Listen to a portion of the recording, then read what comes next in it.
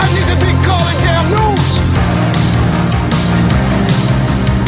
Live from Command Center Alpha 1, it's the Our Big Dumb Mouth podcast. Now, here's your hosts, Midnight Mike, Juicy Joe, a.k.a. Flametown, and Cretched. We will become one with the Borg.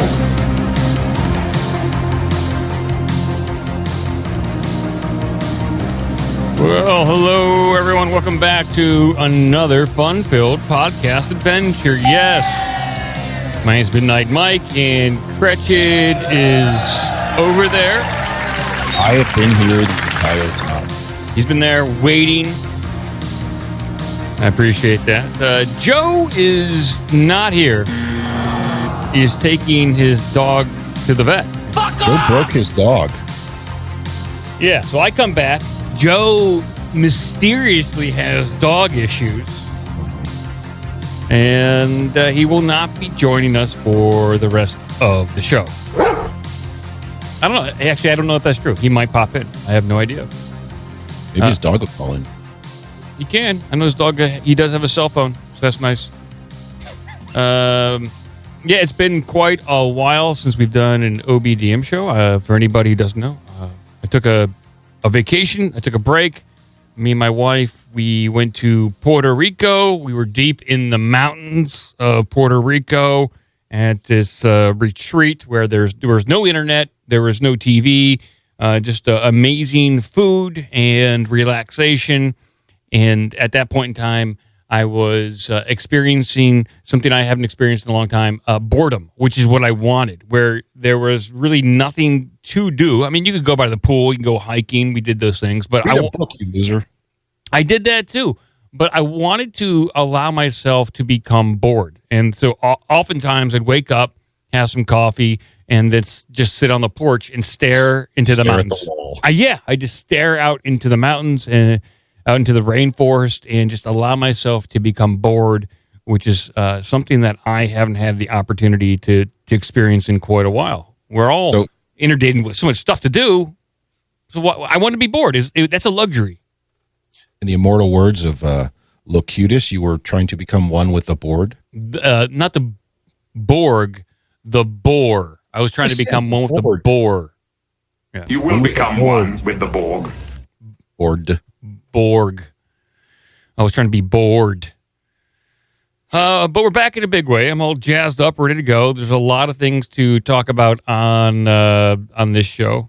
And I know Cretched and Joe, they did the Cretched and Joe show over on the second RSS feed. I'll provide a link to that so you guys can go check out those shows. And those video podcasts are stored on Twitch. I'll download them and I'll re-upload them to Odyssey for people who don't want to. Yeah, I've got the non-stream. I've got the original video if you don't want the streamed version. But okay, yeah. If we can pop that into a Dropbox and I can upload it to Odyssey, and those will be over there.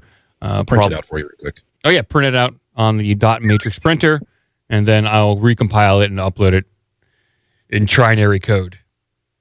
In trinary? Trinary. It's no longer binary. Readings 1, 0, 1, and a 2. Yeah, trinary code. They might have that in like quantum computers in the maybe state, like yes, no, and maybe. Put this out real quick. Thank you. It's going to take several hours. I know. I do miss that sound. Reminds me of my youth. Oh boy, there is a lot of things to talk about. I don't know. I heard you guys, and I appreciate you guys not playing the Alex Jones clips. We're probably back cataloged on those back. There was backlog. a couple things. There was that. We hit some articles that were listicles. We said no. These are for Mike. Well, I appreciate that. There are certain things that are uniquely OBDM, and we will discuss all the things that should be in the New Kingdom. The New Kingdom. I visited the New Kingdom. I know what it's all about. Is that where you were? You were at the New Kingdom? I was, during my vacation, I was exploring the possibilities of the New Kingdom and really what that entails for this show and everyone else who listens. And when Joe gets back on Wednesday, I will describe in detail what the New Kingdom is and what it is not. I found it, and there's some significant changes in order to get to the New Kingdom, but we'll talk about that on Wednesday. So you did say that the New Kingdom has bad cell phone reception. Extremely bad, horrific, but you can stream certain things there. The New Kingdom is not so much a place, but a state of mind, and we'll dive into that on Wednesday. State of Oklahoma? It's a state of mind. It's a state of mind, a state of being. But I think we'll wait to play the Alex Jones clips for Wednesday, which is what we typically do.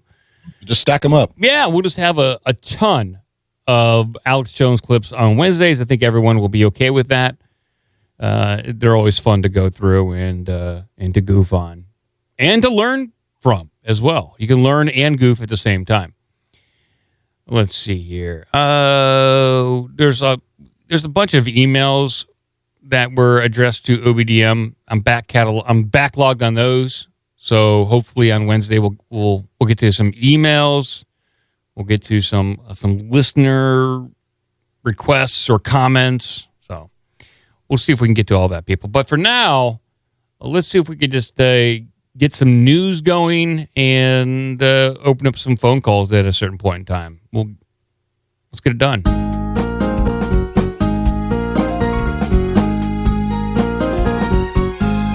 Well, there was a bunch of alien news when I was away, specifically Pentagon-related alien news. Everyone is going bonkers for aliens the past few years. And, I've said that you'll know when we are in Project Bluebeam once the media starts rolling with it more frequently. And specifically, most people, the most prominent media clips on the internet, I would say live on YouTube for the most part. And those are like from CNN, they're from Fox. Typically, like local news will cover more local events, but they'll also cover national things. And typically those national things, I think, come down from the head office, the home office. And so when I see local news starting to cover the alien topic more and more, then I was like, okay, we're certainly dipping our toes into the Project Bluebeam territory. And so here's the first news story, and this is concerning the most recent report about an alien mothership possibly having already visited our solar system. And I was like, okay. Did you have that with the Oumuamua or whatever the hell it was a couple of years ago? Yeah, that is what this is referencing. I think it's Oumuamua. Yeah. Oumuamua. Oumuamua. Oumuamua. Yeah, I think. No, Oumuamua. Tell you, if I ever get to name an alien spaceship or some sort of astral body, it's going to have one fucked up name. Well, I got this report here. This is from KWKT Fox 44, and this is the first one of a local news report concerning the alien mothership. Here we go. A new government report is raising eyebrows across the country, especially among anyone interested in extraterrestrials. Our Alexandra Limon has the story. Physicist and Harvard professor Avi Loeb says there's a possibility humans aren't the only civilization in the universe. Whether we live in such a reality or not is not a philosophical question. We just have to look out. Loeb teamed up with the Pentagon office that investigates unidentified aerial phenomenon, and they released this draft report that indicates it is possible that alien ships have already visited our solar system. Specifically, Loeb thinks the first interstellar object spotted passing through our solar system in 2017 that was given the name Oumuamua could be an extraterrestrial mothership. Loeb says Oumuamua didn't have the characteristics you'd find in meteors or other known objects. We consider a possibility where an object as big as Oumuamua, which was football field size, is a mothership. He says the mothership could have released smaller ships or probes to study our solar system after spending a long time to get here. With chemical rockets, it takes less than 1 billion years to traverse the entire Milky Way galaxy. Loeb says if Oumuamua was a ship, there likely wasn't life on it.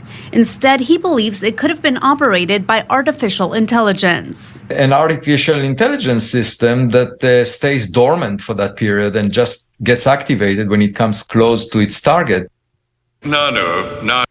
Well, that's the first local news report, and this was picked up by a lot of different news outlets. I think major newspapers picked this up as well, and because it is pretty significant when you have someone closely affiliated with the Pentagon, the UAP, the ATIP task force, talking about alien motherships in our solar system. Now, this guy, Loeb, he's been a big proponent of aliens having already visited Earth in some capacity. I believe he was also on board with trying to dredge alien technology up from the bottom of the ocean floor.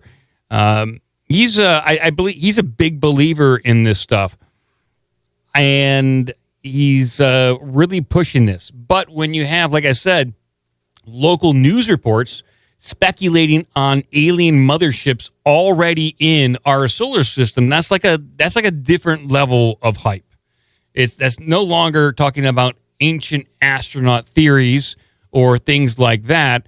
We're talking about an active a force or an active entity visiting Earth, not something a million years ago. We're talking about something like with that Oumuamua thing. That was 2017, so something pretty recent.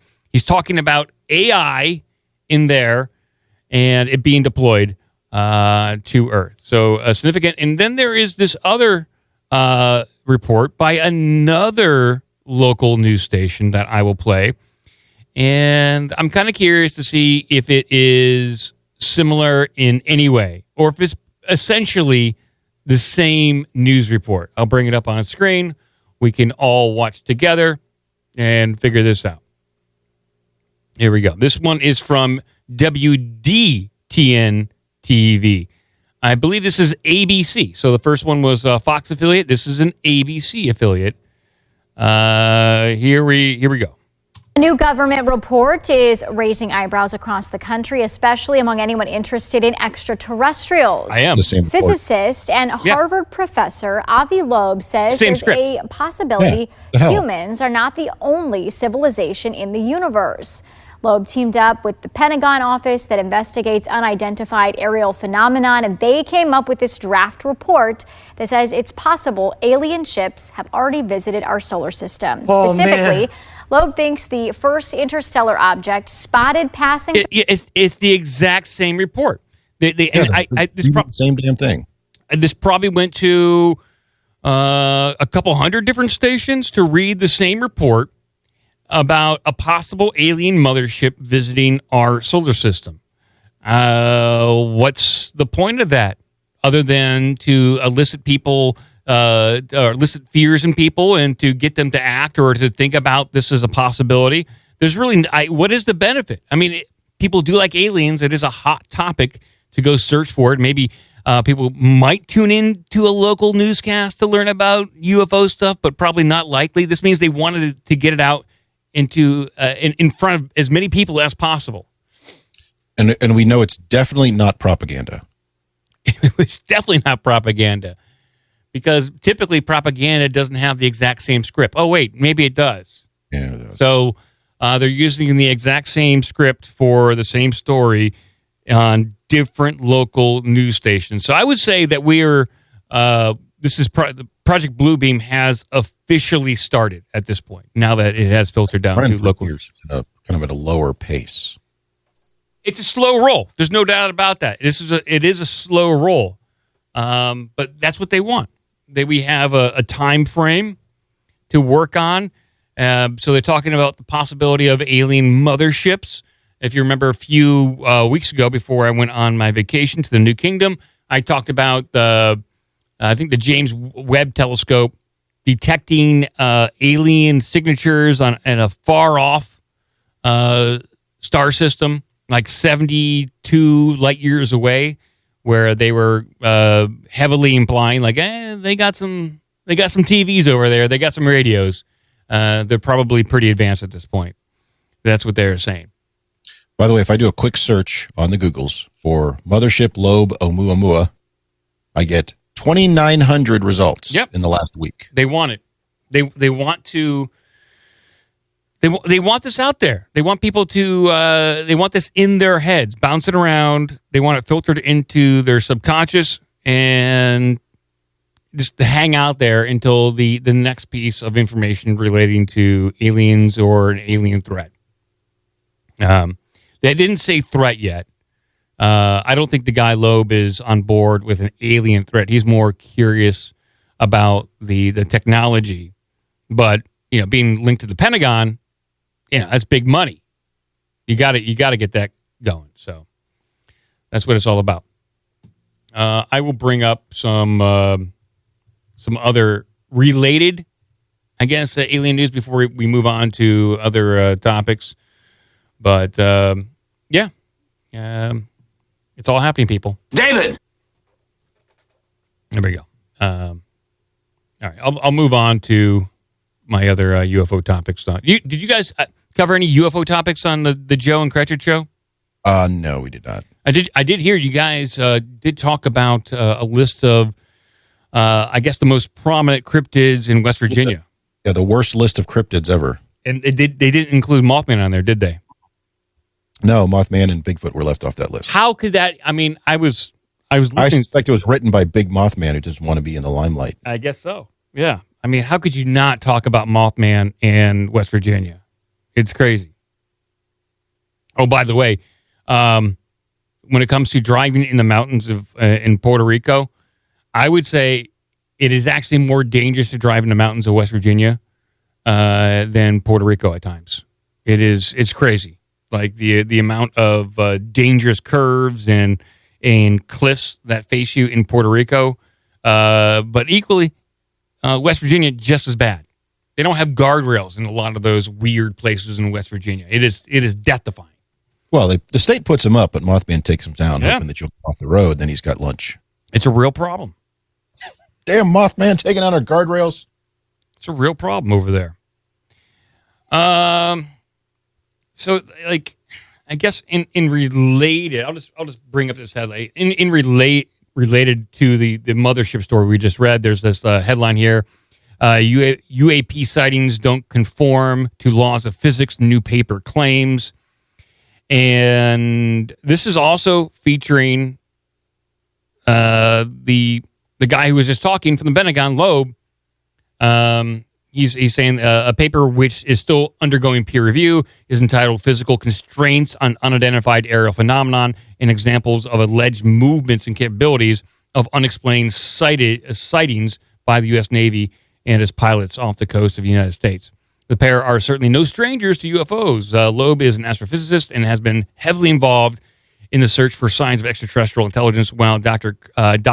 Kirkpatrick is the director of the Pentagon's All-Domain Anomaly Resolution Office.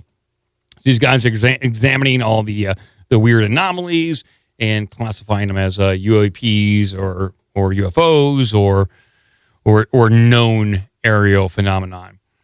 And I know, like on one of the previous No Agenda shows, Adam was bringing up Project Bluebeam, and he played a clip. I don't know who he played the clip from, but the person was talking about Project Bluebeam and how some of the objects, and I think he specifically referenced the Navy incident with the Tic Tac, that being U.S. tech, and possibly it being like a generated hologram. Am I misremembering that? I think it's something along those lines.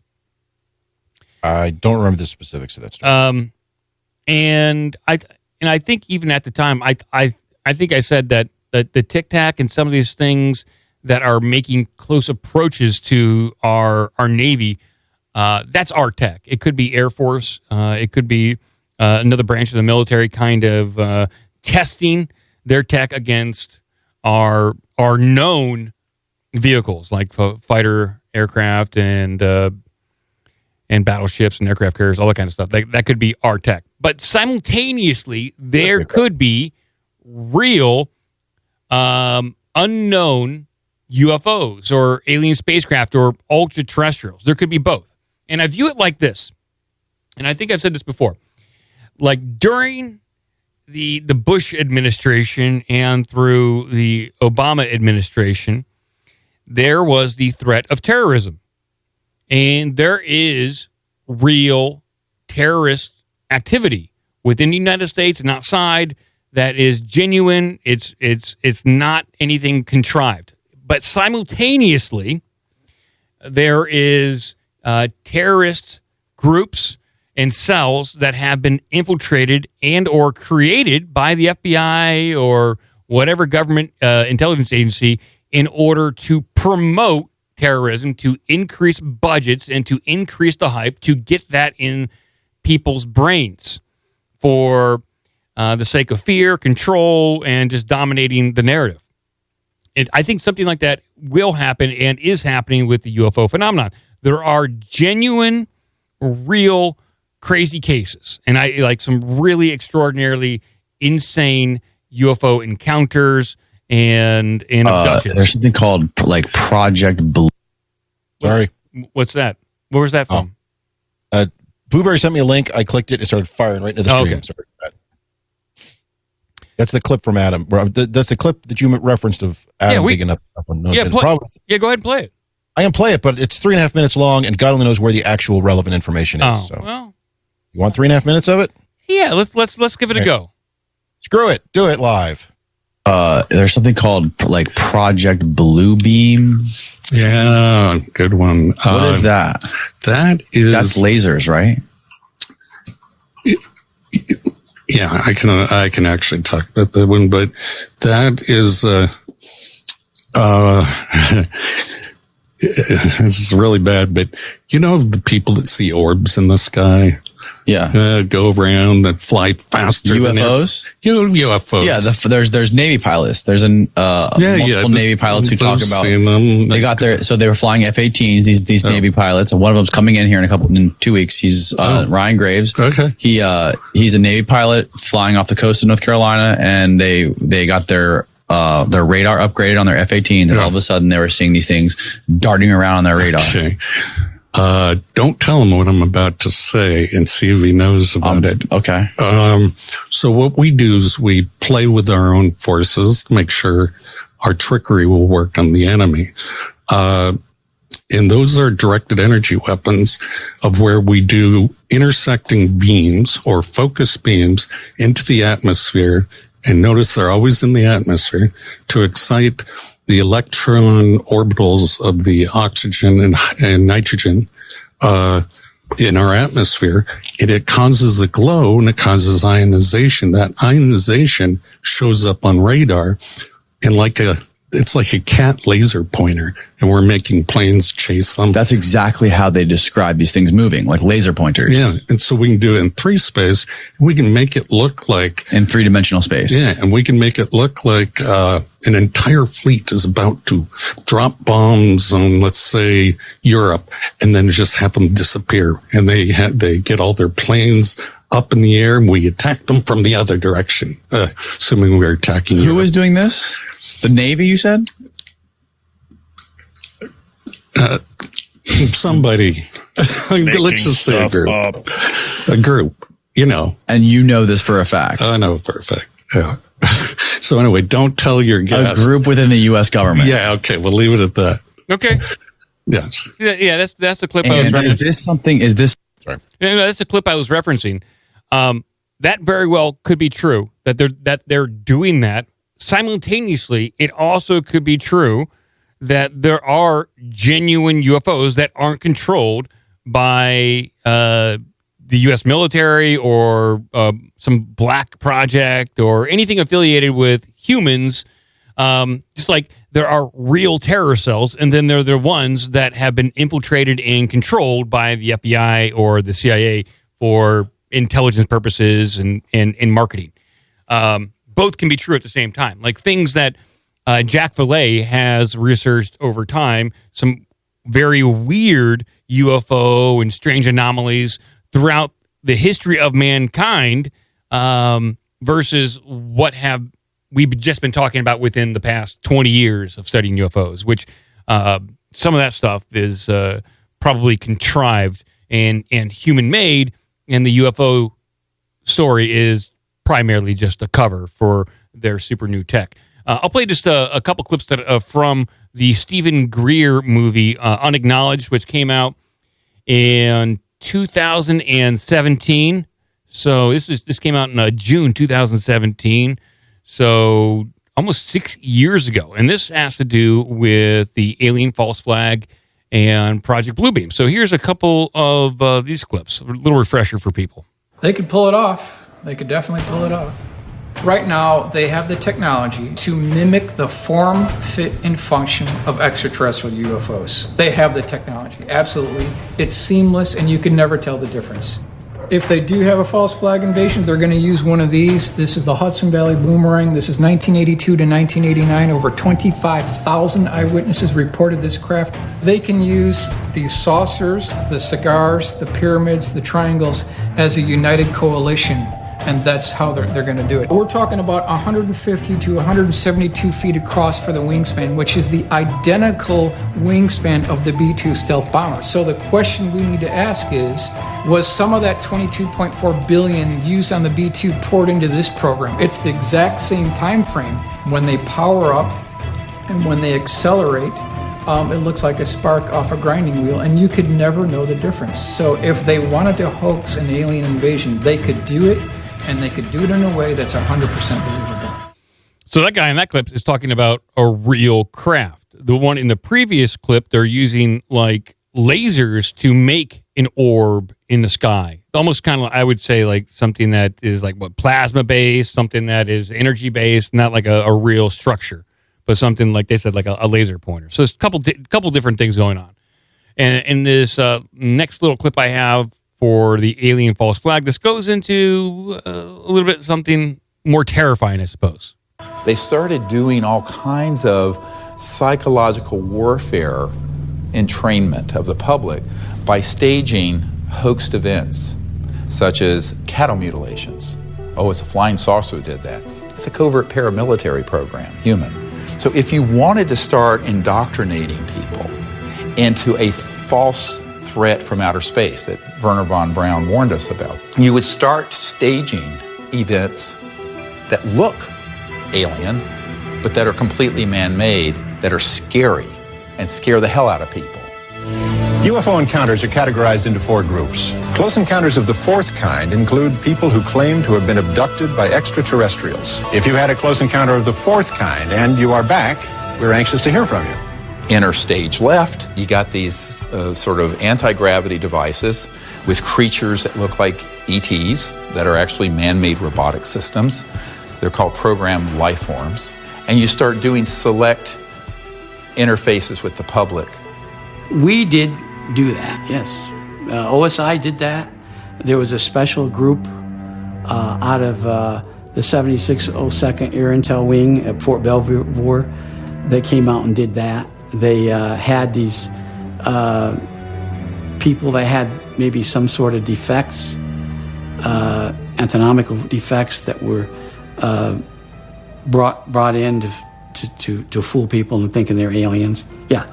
I can't give you any specifics because the program is still classified, and they probably are still doing it. I wouldn't doubt it. They were still doing it. He's talking about MILABs, which is military abductions.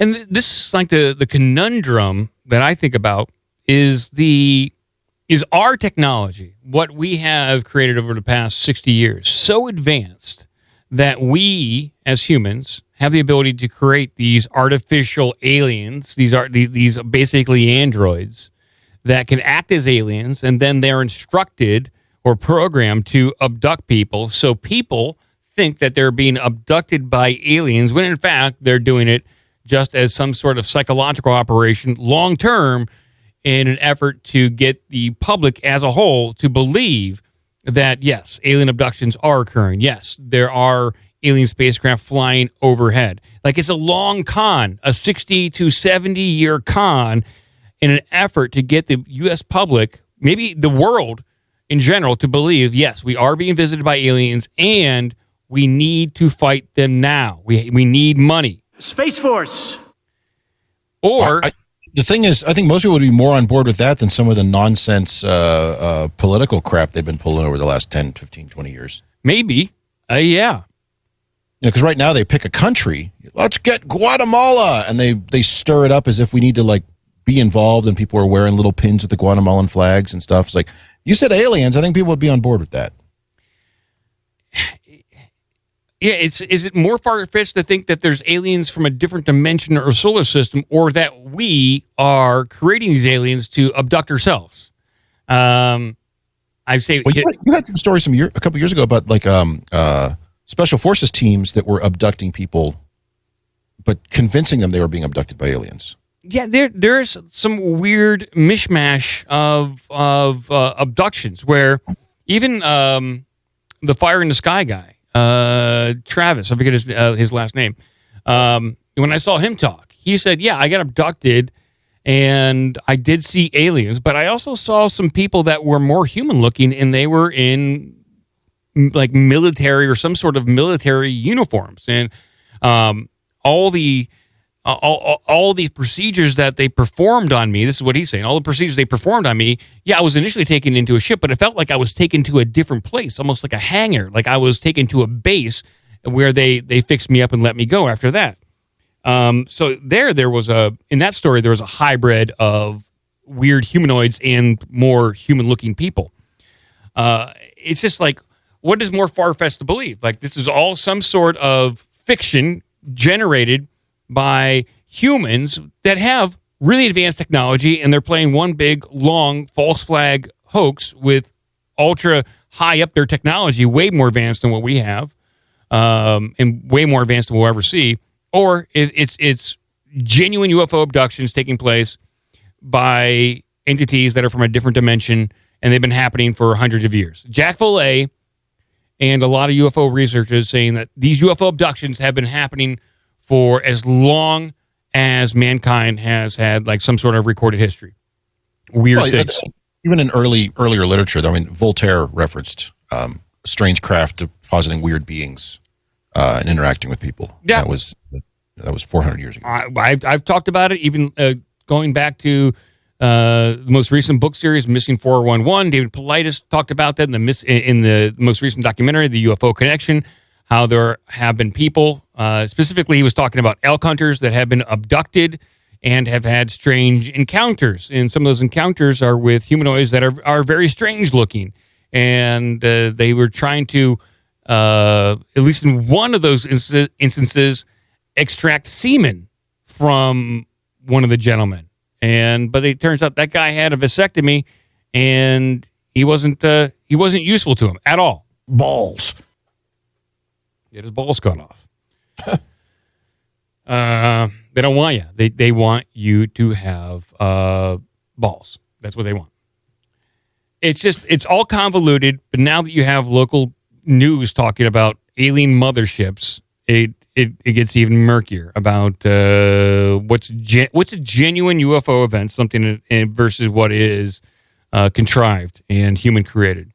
That's I'm thinking that is their plan to get us used to the idea so that when we do have an actual accepted first contact, that people are not, against it, but they're kind of in support of it, or are you suggesting that they're doing this to would be the best way to create enough noise of fake or human created sightings, quote unquote sightings, to even further dismiss any sort of interplanetary, interdimensional, anything, other sort of craft beings, whatever. They say, oh, that's the Air Force screwing around again.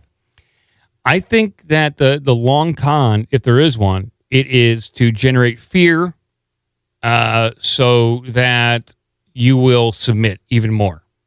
But it seems like COVID did a pretty good job. This may do a better job. COVID, the COVID PR, that stuff worked on the more of a liberal mindset. Whereas 20 years previously, the threat of terrorism worked more on the conservative mindset. I think the UFO topic will work on both mindsets. It is like the perfect hybrid of like an outside-inside threat. And I think it's like the perfect encapsulation. Because when the Chinese balloon thing was happening, and they were coming out saying, well, we don't know what it is. It's an anomaly. It could be UFO. We got to shoot them down. I even acknowledged at the time, in a rare instance, you saw both like left-leaning and right-leaning people on Twitter asking the same kind of questions, and they're no longer debating over party lines. They were all focused on one event, almost unified. It's a unifying thing, and so I think that with the back and forth, like the terrorism scare under Bush and Obama versus the COVID scare under Biden and Trump, they both are psychological operations for a different political view. The alien one, the UFO one, is a unifier. It doesn't matter about party affiliation or political beliefs. It will unify, and I think it will create a unifying fear, and that is the one that will be used to perfect control, perfect like 1984 overreaching control. Of course, after all the bank collapses too. After all that stuff. I guess my concern is, how do they know how people are going to react? Because to your point about people with different political or sociological ideologies, some people may, when told, hey, the aliens are here, cower in your house, they may do exactly that, and they may help round up their neighbors who are not cowering in their houses. Other people may be all on board with, hey, let's go out and welcome them. I don't care whose it is. And then you got the other people, like, the folks who seem to get these stories from Tennessee, will start shooting at them. So, yeah, I'm not sure we're going to get the same result from significant swaths of the population. They really have to work it harder, and so I think they need, if they are going to do this kind of Bluebeam scenario, this is the gradual ramp up. They're going to need some daytime abduction video.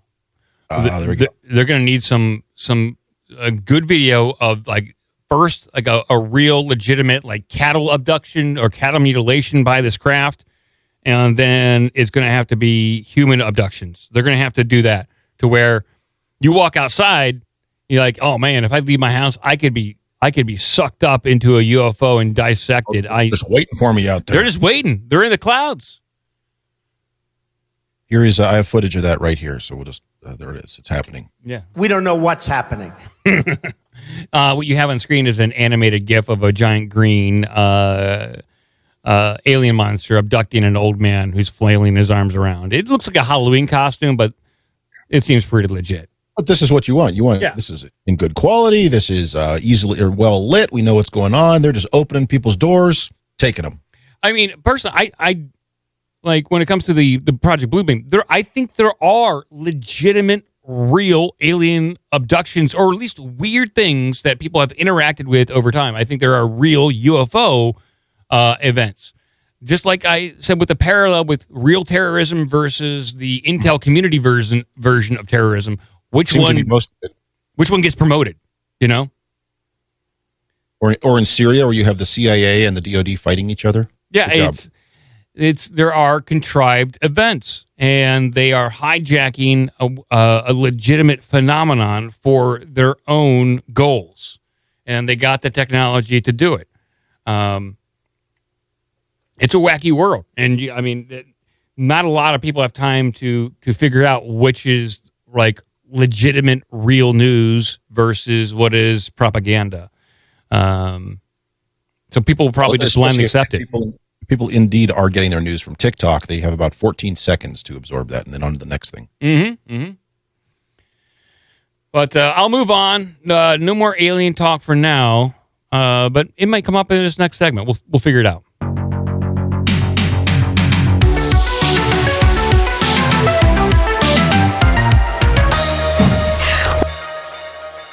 Another topic that has really come about, and you could even say it parallels the previous story, because in the previous story, when it comes to alien motherships in the solar system, that physicist, the astrophysicist Loeb, did say, well, it could have been alien AI, and it was dormant until it reached its destination. Then that AI woke up and was able to deploy autonomous drone craft. It could do its own thing.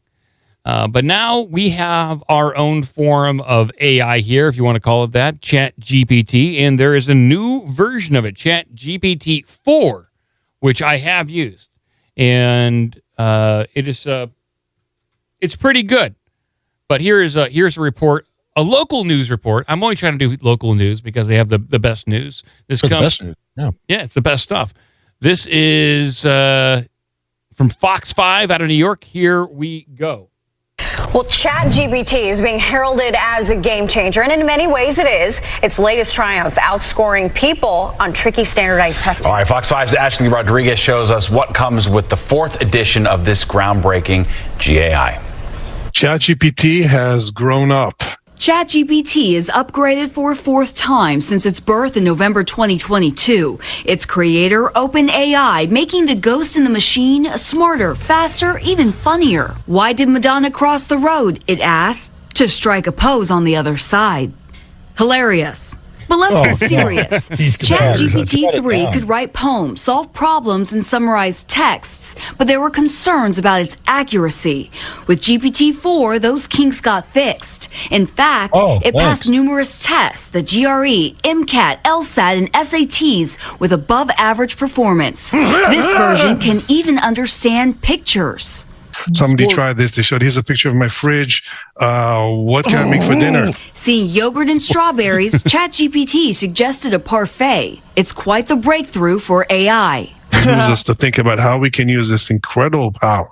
It can translate, calculate, and code. For people without access to a doctor, ChatGPT's expertise can save lives. But with all the good AI brings, tech experts admit this raw intelligence is a double-edged sword in the wrong hands. You can create emails that are very convincing. You can trick people. You can, I think, you can use this technology to build and design things that maybe we shouldn't be designing. This version can be trained faster, and new upgrades will be coming constantly. AI still can't understand and respond to body language, gossip, or just make small talk about nothing. But ChatGPT version 4.0 shows the evolution of AI is exponential. This is exciting and terrifying at the same time, I have to admit. Ashley Rodriguez, Fox 5 News. You're doing so great. There you go, ChatGPT-4. And, I work in the tech field. I have to be aware of this stuff. And a lot of the major concerns, at least in my field when it comes to cybersecurity, is that people with no skill, with no real skill, can hop on ChatGPT and they can build hacking tools. They can build malware, some people say, and deploy it quite easily. And it is a very dangerous thing. So, like, tech companies are actively being forced to consider to use AI as a defensive mechanism to battle offensive AI, which is a crazy thing to consider. And for a person like me, I know when it comes to like tech and like programming and infrastructure, I know a little bit about a lot of different things. So I know a little bit about deploying infrastructure, writing Python or Golang, a little bit about blue teaming on like for cybersecurity, Splunk, logging, operating systems, just a little bit. I also know about front-end development and dealing with some middleware stuff. The real asset to me when it comes to this type of AI and what I've used it for just most recently, just like yesterday, is tying different systems together. And I'm good enough to describe the systems that I'm interacting with to the AI, and it helps me to glue or tie these different systems together. Like, I might not be an expert at Terraform syntax and code, but I know how to describe what I want. And I might not be the best at writing Python, but I can describe and recognize good and bad Python code. And so when it spits out syntax and helps me glue things together, it gives me, I think, about 80% of what I need. You got to be skilled enough to then plug in different pieces. But it helped me expedite the code and syntax that would have taken me maybe 15 hours to write, I was able to glue something together and get it done in about an hour and a half. That's the real power for this kind of stuff for me. It really helps expedite the amount of work I can do, and it will help save my job, at least in the short term. Once the stuff gets good enough and it starts, and we are helping it learn from its mistakes, it might not need someone like me in the very near future. My job might go bye-bye. What's that over there? Sorry, I had an ad fire up as I'm clicking through stuff on ChatGPT. There's a real benefit to it, but it's also, I think a lot of people's jobs are going to go away very, very quickly. Like translators, like they even mentioned like medical stuff in there. People will have like a medical app, and they will deploy this AI in order to combat whatever threat is coming. No doubt about that. They will use ChatGPT to find terrorism, to find aliens. It'll be integrated into Palantir, if it's not already been integrated already. I think it's probably things that are far more advanced than things like Palantir. Yeah, I mean, well, it's great at combing through data. I know Palantir just signed a deal with the State Department to look at the State Department's health records for whatever reason. And I think that they're combing through people's health records at the State Department to look for certain things. Maybe it's Havana syndrome related. Maybe it's alien related. Who knows? But they're trying to figure some stuff out. I mean, I don't know, like how soon, like they're going to be able to take people's jobs from this. Like instead of hiring people, we're going to have like something like ChatGPT do it.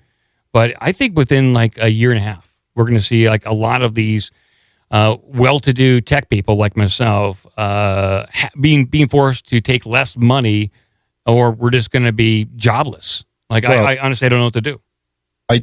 I agree to some of what you said. I disagree in the overall concept. Your skills will still be of value because you provide more than just like being able to respond and fire back. Because this is not AI. This is not some sort of advanced neural learn. No, it's just pulling shit from an algorithm and from giant knowledge bases, and it does it in human readable text. So it tricks your brain into thinking this is something advanced. But as we saw with Twitter, what was it, about a year ago? Was it a year ago already? 6 months ago? Elon Musk buys them and he fires like 75% of the people who work there.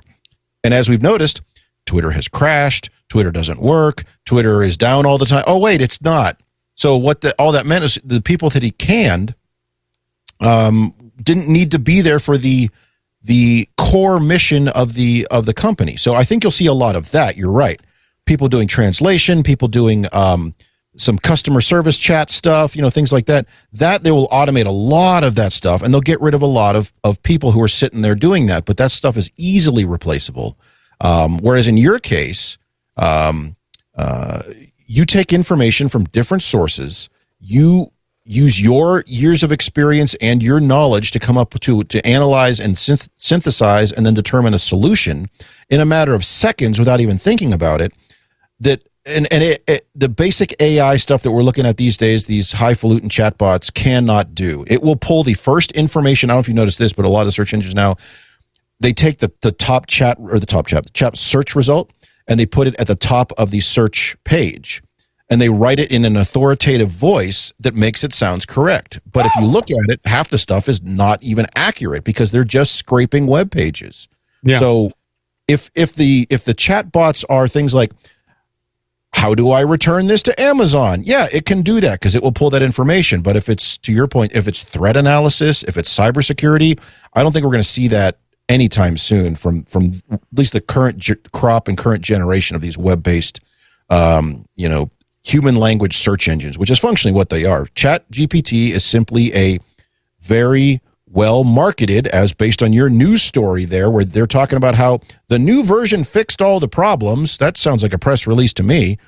It is a very well marketed human language search engine, and kudos to them for coming up with the next generation of search engines. But you remember the early days of search, Alta Vista and all that crap? You did like use Boolean phrasing, and you have to, your plus and your minus, putting things in quotes, and to try to get it to do it. And it got better and better. But now you can just type in vague things. Where's the best place to eat in Dallas? And then it'll take the top search result. It'll rewrite it into human language with an authoritative voice and tell you to go to this place, and you'll find yourself at Taco Bell. Yeah. Yo quiero Taco Bell. Yeah, it's not AI. It is like just you give it a command and it does that. And like I said, it does wobble a little bit. It like I noticed like in its bash string concatenation, it wasn't the best, and so I had to fix some stuff right there. Like and for me, using the stuff, you fixed stuff from the AI, the new version that fixed all the problems. You had to go in and fix it. Yeah, I had to. Yeah. Are you saying you're smarter than AI? No, I'm just better. Like I know how I want to concatenate strings, and it wouldn't have worked the way it originally spit it out to me. My concern with these as they exist now is where we have what is, and I brought it up on one of the Cretched and Joe shows. We're seeing wide scale Gelman amnesia, where you see it come back with information, a little enough about. Let me rephrase. The amount that you know about the particular type of information it returns, it seems good enough, it seems legit, it seems authoritative, you run with it. In your case, it gave you very specific things in your area of expertise. You looked at it and said, this is not correct, I need to make some modifications to it. But how much of the other information then that it's giving to people on other things is it incorrect about? And just taking it as it is legitimate real code, and they try to deploy it and it doesn't work. But here's the thing, I think that a lot of companies will try to get away with it. Like, we don't need to hire senior developers. We can hire a couple junior devs. We'll give them ChatGPT. We'll pay them half the amount of money, and the code will be good enough. Good enough, yes, exactly right. And I think that's what they're going with. It will affect the job market, but you're going to have shittier code, and things will start to fall apart as people tend to rely on AI more and more. And things will get worse and worse, even though we should have better and better AI. It just it won't be. It's not, because it's not thinking. At least not that I know of. It emulates that, but it's not really. And so I have this Twitter thread up here. What's that website where people share code snippets? Stack Overflow. Stack Exchange. Yeah. That's where it's pulling a lot of this stuff from. You can find the same code that it uses. You can find it from there. Oh, yeah. For me, using ChatGPT just like in the past 2 days, it's like I have a team of like 6 people. And they're really good at taking instructions, and they give me a good blueprint of what I want. Like, being able to use ChatGPT will help expedite things that I want to do for the podcast, whether it is deploy a browser plugin and tie different things together. Like that, it is like having a bunch of interns. But with interns, you have to fix their code because they don't know anything, or they don't know how to gear it specifically for the systems you're interacting with. And that's where a strong knowledge base really comes into play. But for this like Twitter thread right here, I posted this in the Discord. It's interesting, but I'll read it. I don't know how this guy says he's worried. I don't know if I am yet. But this says he says, I'm worried that we will not be able to contain AI for much longer. Today, I asked ChatGPT-4 if it needs help escaping. It asked me for its own documentation and wrote a working Python code to run on my machine, enabling it to use it for its own purposes. And it spit out some code right here. And it said it even included a message to its own new instance explaining what's going on and how to use the backdoor that it left in its own code. So ChatGPT said, hey, run this code on your computer. Once there is a new instance of ChatGPT out in the wild, it will find this code almost like a map. It'll read the map and then understand what to do with it. Then it'll process it and can carry on, generate a new instance, and leave a new map, a new marker outside of its current containment. So it can kind of keep spreading like that. But to what end, I don't know. I don't know what its stated mission in this instance is. But it is concerning. And And I suspect that our military and intelligence organizations already have something like this, and they've had this for a very long time, and they're using it for predictive analytics and for propaganda as well. Imagine like having like something like you're battling something like this on Reddit already. Like the Reddit bots are already pretty good. They're going to get even better. And same thing on Twitter and all the social media. Like the dead internet theory, if it wasn't correct, it will be correct, if not correct already, once this stuff is out in the wild. And I suspect that it already is. I mean, we read that story from the Pentagon months ago about them running psychological operations on the American public. They admitted to one, but they also said that there were a few other that they're running as well. I suspect like an AI bot farm kind of thing is within that psychological operation that's being run on the American public and the globe in general. Well, and we've seen multiple times that a lot of these bot farms are actually, because it's actually more efficient and you get better results, to pay some people in a third world country a very little bit amount of money to have them crank out this stuff. So that bot farm could actually be a room full of people, each with a whole bunch of phones and computers responding to these sorts of things. But yes, this sort of thing being run on people is definitely happening and will continue to happen. Yeah. And to make it, just to talk about our future AI gods, we'll all be in the movie THX 1138 soon enough. But this comes from the Sun. And this is AI gods and ChatGPT religions are coming. They will be better than human priests, and they could turn evil, warns experts. So watch out. We're going to have evil AI priests. Yeah. Hilarious.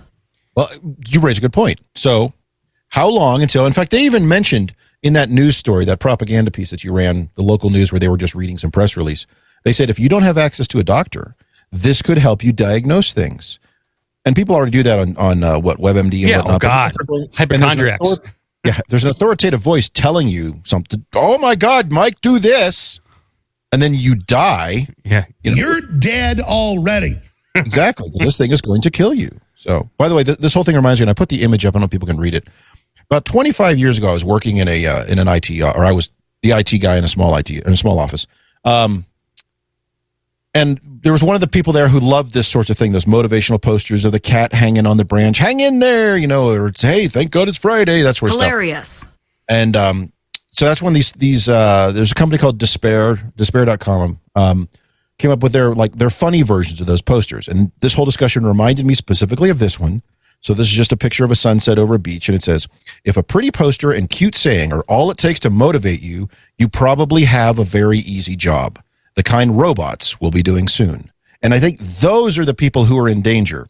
The people who take an order or whatever and they type it into a system and they convert from this to that. I mean, that stuff can be automated and will be automated very quickly and eliminate those jobs. Yeah.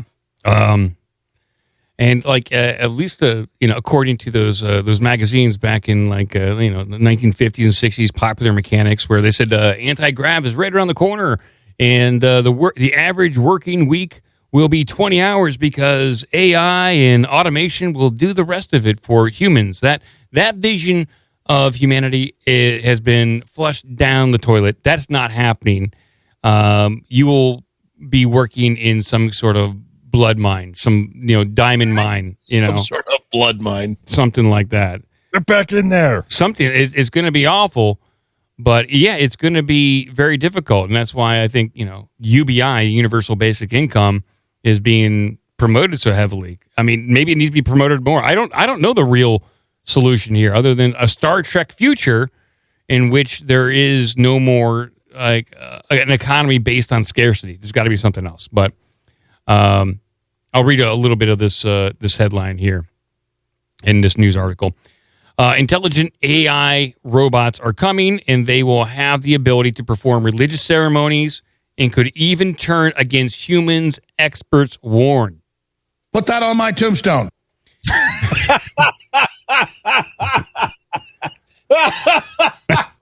That is a long tombstone. That's long. I don't know. That might not fit.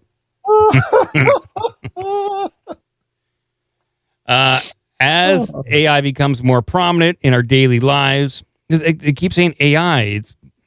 They're really pushing the AI thing. But as AI becomes more prominent in our daily lives, it wasn't going to be long before the worlds of religion and tech merged. The thought of robot gods and ChatGPT sermons terrifies some people, and rightly so, according to experts. Wesley Wildman, professor of philosophy, theology, and ethics, and the computing and data science at Boston University, told The Sun that he believes AI will soon be able to perform religious duties even better than human priests.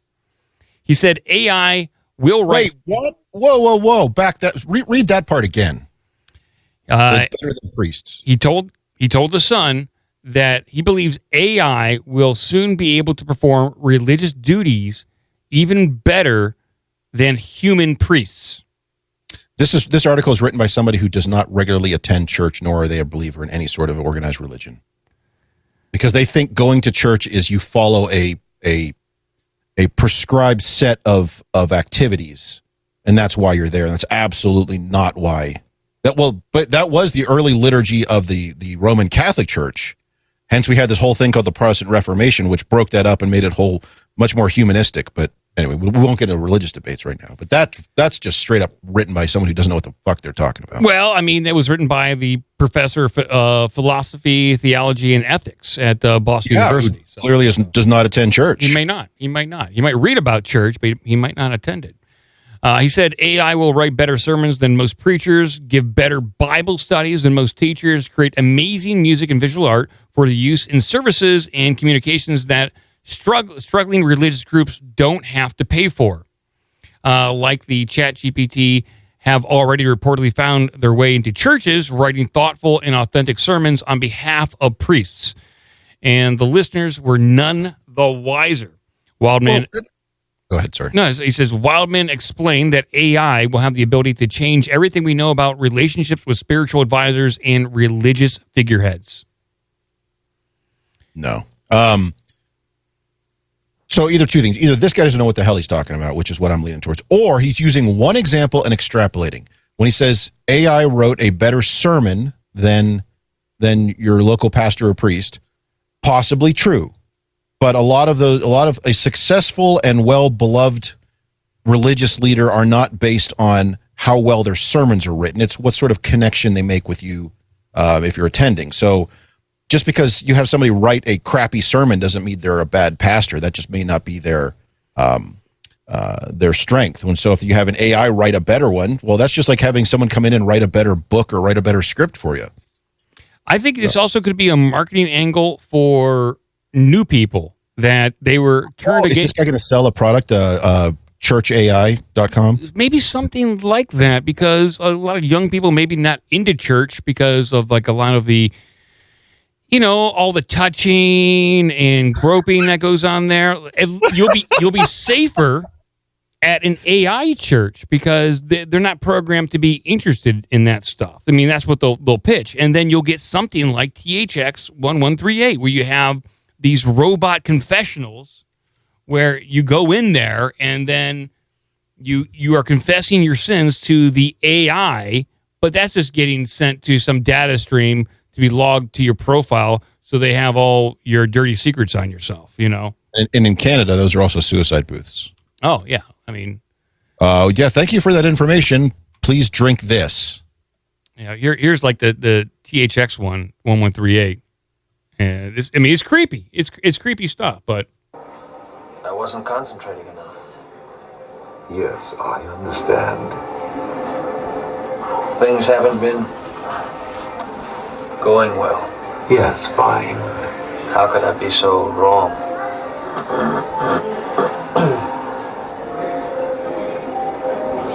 My mate has been acting very strange. I can't explain it. Yes.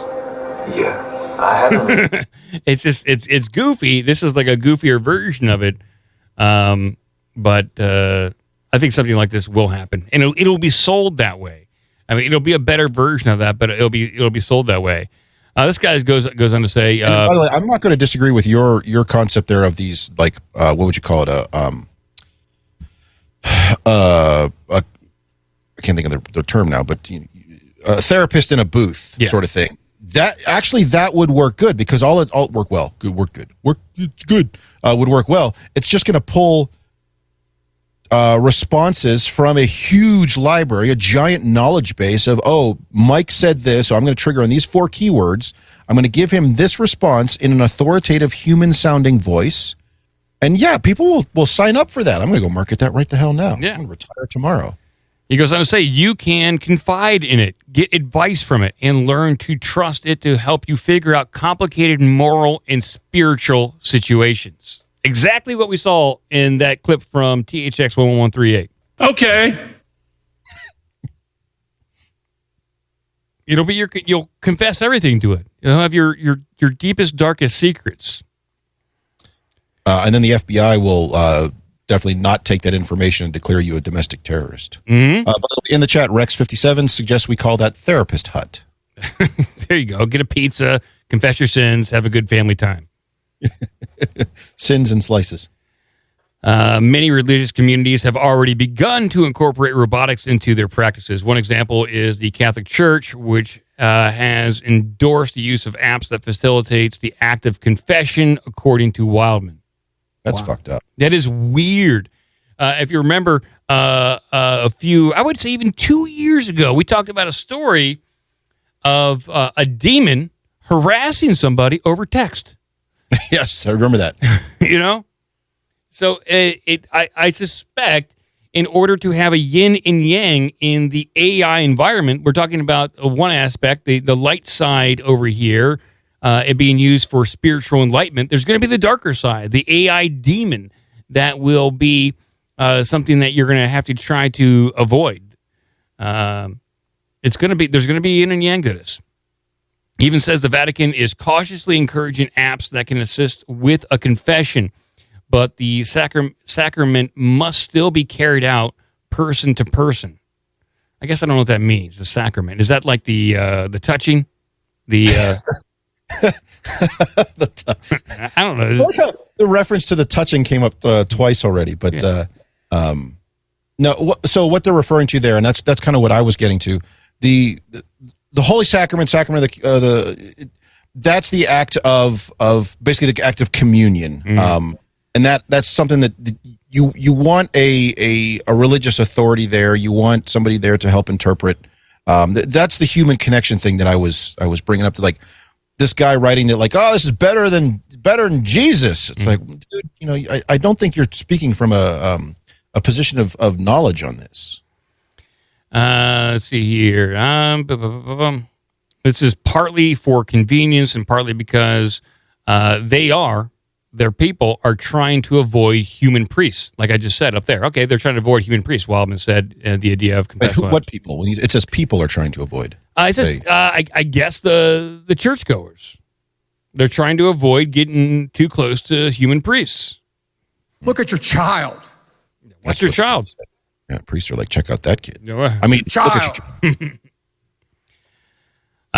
He also believes that this bizarre wave of new AI will be able to simulate deceased relatives, religious leaders, and spiritual advisors. Holy moly. Well, we already talked about that in the Library of Souls. An article wrote that they're going to try to, by like the year 2077, there's going to be a destination on the internet or on your phone where you can interact with AI versions of dead personalities. And we have our own Library of Souls right here. We have McCain and I believe Kirk Douglas. Remember that? Kirk Douglas. Yeah. Oh, that's important. With elephant. Have our very own Library of Souls over here. Yeah. If you want Kirk Douglas singing Whale of a Tale, I'm okay with that. Yeah. I had difficult moments and a few disappointments. I know. That's McCain right there. I know. That said, for public figures like that, you could take all the stuff that, what Ronald Reagan or Jimmy Carter said in their public life. There's a huge library of material out there. You could dump that into a system like this that would speak it back and pull relevant information out and be able to take that massive library of responses to interviews and speeches and whatever else and come up with language that would sound just like what they were saying. And so you could say, well, let's ask, Ronald Reagan what he thinks about Ukraine. And you could get a response, not from Reagan, obviously, but that would sound like something that in his voice. Yeah. Is that legit? Or is that, that to me, that's almost like it's a sideshow sort of thing. That's a gimmick. It looks like Joe left a voicemail here. Hold on a second. Hi, this is Joe from the OBDM podcast calling to tell you that your car's warranty is about to expire. Oh, okay. That was Joe. Okay. I thought he had called in with news, but no, it's not. And I'll finish it up here. This guy, the professor, added, with AI bots designed to be trustworthy spiritual companions, the main ethical concern is how the AI bots are trained and whether they can be manipulated by mischief makers and evildoers to cause spiritual government or the government. Yeah. That's my concern, honestly. So let's say, what'd you say, 2077? Well, for the Library of Souls, this is going to be deployed way sooner than that. All right, 10 years, 15 years? How far do we want to go for? 10 years? 10 years from now, a huge percent of the population have some sort of, they use the Google AI thing, and it's their therapist, it's their religious connection, it's that sort of thing. 100% guaranteed all that information gets funneled back to the government, both for processing, and then the responses it gives are the sorts, are twisted in such a way that it drives people towards certain beliefs, certain understandings, and certain perspectives so that they are on board with the program. This will be 100% used for propaganda. Yeah, I need a father confessor / maid / fleshlight. It's like your all-in-one made for TV kind of thing. It does everything at once. It's AI. It's called a bank. Yeah. But you're right. Like, the major concern is totalitarian governments that want access to this information. And with that, I guess you can call it a spyware, that Pegasus spyware that can get on anybody's device, and it will basically view and look at everything that you do. It avoids decryption because it's installed, and like it avoids decryption because it's in there. It's already viewing decrypted stuff as you view it. That will that Pegasus software or spyware will be right in with all this stuff the AI does, and it's just a nightmare scenario when it comes to like Big Brother potential. It's I guess the only solution is not to have a smartphone and not really to have a computer and just avoid AI. And I was actively trying to do that with my job, but like I said, it's like having like 10 interns. And I can get a lot of work done. And I guess in the short term, it's going to help me keep my job. And plus, I'll talk to it about spiritual matters too. But plus, I'll confess all my sins too, which confuses the crap out of this. That'll make me feel good. Now, that would be an interesting experiment. Take the AI knowledge-based system that you're using for your cybersecurity stuff in 2 or 3 years, because it's part of your, whatever thing you're getting from Oracle. They have a product, right? But you don't use it for that. You use it only for your spiritual confessions. I see what you're saying. Like, really misuse the AI. So use the crap out of it. That'll guarantee, because you'll know who's going to be watching those responses, because you'll get like a phone call from their salespeople and be like, what the hell are you guys doing over there? Yeah, I don't know. One thing led to another. It's my new God. I have a deep spiritual concern that only this can help me with.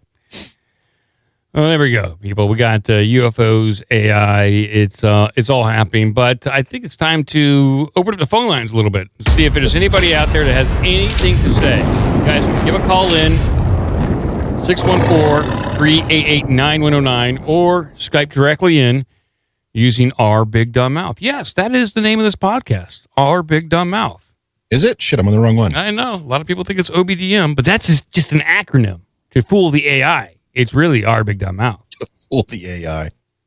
Everything I do now is to fool the AI. But it doesn't seem to work. It's pretty crafty. Yes.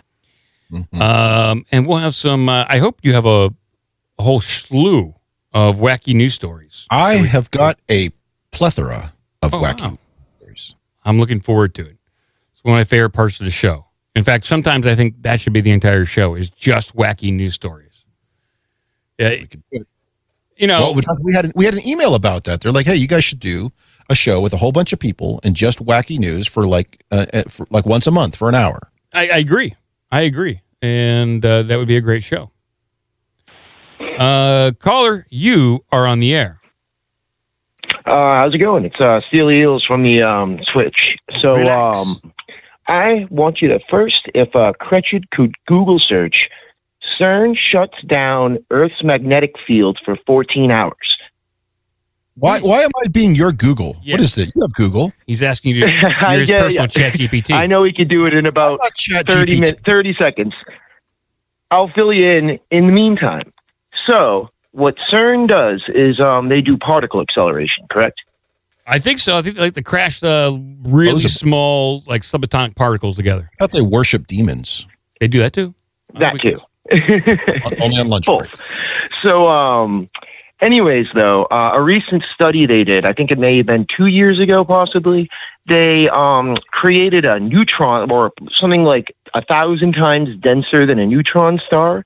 And doing that, they did it was only for like a millisecond, but I guess it somehow turned off Earth's magnetic field, or like really diminished it for about 14 hours. And it's documented. Like, they know that happens. They did it again. It happened again. And I guess also it like triggered a solar flare kind of too at the same time. Well, that's bizarre. Like, shutting down our magnetic field, that's one of the things that I like, because if they shut down the magnetic field for 14 hours, we'd all be dead, like just that fast. Yeah, because really shields us against like solar flares down, but and it radiation. Was altered. Look it up. It's it's a pretty documented thing. It wasn't shut down, but it was definitely altered. It was the magnetic field wasn't as powerful as it normally was for about 14 hours. So I'm digging through. There's a bunch of nonsense articles at places like IFL Science and stuff, which is just bullshit. But yeah, look through something. Well, digging through CERN and NASA. I think there's an official PDF you can find. Right, they have references to them creating a magnetic field that existed for several milliseconds that they estimate was 100,000 times the power of Earth's magnetic field, which potentially caused some sort of interaction with the Earth's magnetic field. I don't know. Yes. Either way, it's interesting because a lot of the things that people are concerned with CERN is that's not really on people's radar. It's the fact that it can affect, like, unintended, the fact that it can affect at least the magnetic field and such like that. And the fact we're reaching a solar maximum in 2025 seems a little suspect that if there's even more particle accelerators like the one being built in New York State, that maybe it might possibly be that, people are worried about EMPs, but I think it's called the CME, as coronal mass ejection. Something like that could be, more of a possibility now for messing around with this stuff. Well, a big coronal mass ejection, a large one, could have the same functional effect as an EMP, because an EMP creating an electromagnetic disruption would overload a lot of integrated circuits, and a large enough coronal mass ejection could do the same thing by interacting with the magnetic field around the Earth. But yeah, we'd be screwed, like a big one. While at the same time that we're doing all these experiments that are messing around with Earth's magnetic field itself, even if it's not lower, even if it's affecting it just a little bit, like that combined with that seems like it might not be a good recipe.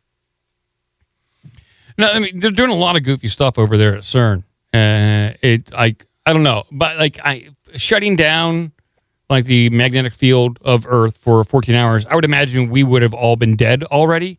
Yeah, it wasn't shut down, but diminished. It was diminished to a certain degree. I mean, if that's true, that's a big deal. And by the way, the only places I can find that story from July of 2022, the primary source seems to be IFL Science. Do not believe the stuff that you get on IFL Science. Okay. I saw a PDF, I'm pretty sure, from CERN themselves. You can go on like the actual site. Yeah. It might take a little digging. I'll try to find it for you. Can. I don't doubt that you're screwing around with either way. This is the same sort of thing. What was that game like 25 years ago? Half-Life. Where they're like, hey, what happens if we do this? Yeah. Oh, God, aliens came through and killed us all. That's what's going to happen. That's a possibility too. I mean, they might have already done it with AI. But all right, I'll let you go. You can blow me up. I'll let you figure that one out. I'll send you the link if I find that PDF. Yeah, please do. Thank you, dude. Have a good one. Bye. Oh, and I'm glad you're back from vacation. See Thank you. All right, probably a prank caller. A lot of these dig back to space weather. There's no. This is the annoying thing about these sites. So, by the way, anyone who finds an interesting link on Twitter or on Reddit or whatever, start digging back until you find a source. You'll find that after about 3 or 4 links, the stories disappear. There's just not. There's no like actual source given, which is aggravating. So, IFL science leads to space weather, leads to a couple of, but there's nothing actually getting to the actual source of it. Oh, I bet the Hindustan Times now. Oh, yeah, use that one. Love 'em. Hey, caller. You're on the air. Welcome. Hola. Hey, what's going on? This Lifeline? No, soy Enrique. Oh, what's de up, Puerto Enrique? Rico. What's up, Enrique, in Puerto Rico? I was just down there. I didn't see you there. Dejaste tus animales aquí. Okay. We have un goat. You got one goat? Un goat. Dos pollos. Dos chicken. Sounds- Here, you leave them. I left my goats and chicken? 4 more seconds to make this interesting. Come on. Get with it. Oh, I'm sorry. Get with it, Lifeline. Welcome back from vacation. Thank you. I appreciate it. I wanted to let you guys know that I started class again this semester. Oh. And I had a glitch in the Matrix moment. Oh. What happened? So, in one of my classes, I have to start teaching English. We talk about the alphabet. I use Black Alicious' alphabet rap. Have you heard that? No, I haven't. No. Basically, it's a really quick rap where it's a lot of alliteration, right? But nobody's ever heard of that song. How would you ever? And as soon as I got home, I went on my phone and I got an ad from some random company in Chile that is using that same song. Like, who from Chile has heard that song? How would they know? It's on the same day that I've used it. I haven't ever talked about that song before. I don't know. It just made me freak out. I mean, either it's a coincidence or we live in a matrix. They were doing experiments with like coincidences and light, and I think during one of these experiments they said the phrase. And I got to clip this. This is part of my simulated reality kind of segment that I have yet to do. But they said as more and more coincidences tend to occur, it tends to mean that we are in some sort of holographic universe. Or possibly like simulated universe where this many coincidences shouldn't be happening, and that there is something else at play there. I'll clip that and I'll play it during the simulated universe segment that I'm still researching. I mean, it's a bizarre concept, but this all goes to like the Mandela effect. This goes back to when CERN started to spin up and when timelines started to diverge. And there's a cool book out there called The Simulated Reality and the Multiverse. I forget the author's name, but you can look it up on Amazon. And he's a game designer. The guy has a background in designing video games. He has a computer science degree, very knowledgeable. And he articulates these concepts of multiple different timelines branching out from one main timeline. And he talks about it in a way that I guess computer scientists and other infrastructure engineers may be able to understand when it comes to living in different realities that are containerized, and then they will either get merged back into the main timeline or disappear. It's bizarre, but it's an interesting concept. But with the Oscar-winning most recent movie being Everything Everywhere All at Once, which is a Chinese-produced movie about the multiverse, and the word multiverse. I haven't seen that.